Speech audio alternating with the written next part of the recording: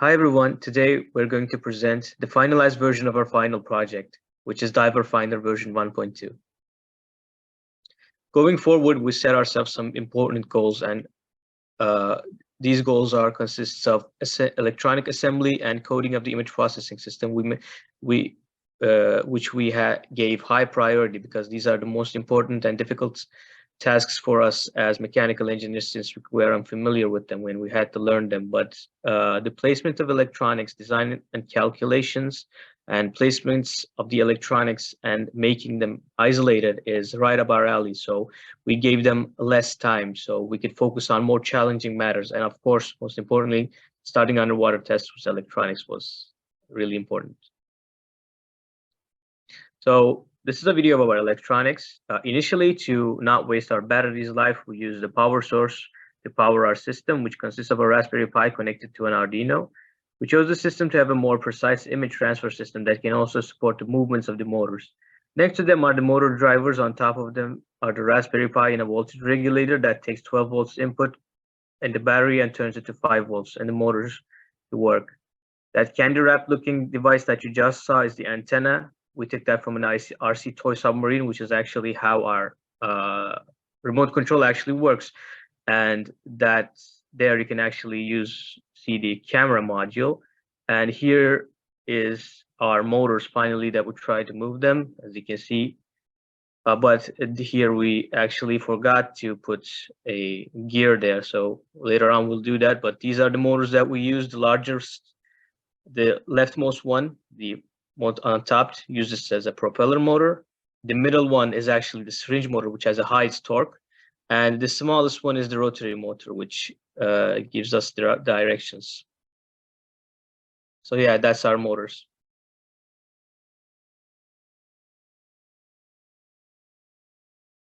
So this is our image processing system, which actually takes data from the Raspberry Pi camera module that you just saw and uses a model called YOLO, which we use version 3. So YOLO is a single stage object detecting model that gathers data from a source, online source, which is backboned by the features and then combine them mixed in the neck, and then they are passed along the head of the network. Then YOLO manages to predict these images based on the images that it gathers, so we can get an image first recognition like this. Perfecting the design comes after this step, since it required the initial electronics to work for better testing. Here we initially had a double gear design, but we later changed them to a direct connection because we required a higher torque from the system. This change provided us with better control over the system. One of our main goals in the calculation section was managing to get our density, the whole submarine's density, to 1. As you might know, this is the density of water, and we have to make it stick on top of, in the middle of water, so we can adjust its height or buoyancy with the use of a syringe pump. So we used the buoyant force equation and gathered properties such as our volume and measured roughly around 7.8 kilograms of mass to make it float on top of in the middle of water. We compared 2 designs and decided on the left one since it is hydrodynamically much more suitable.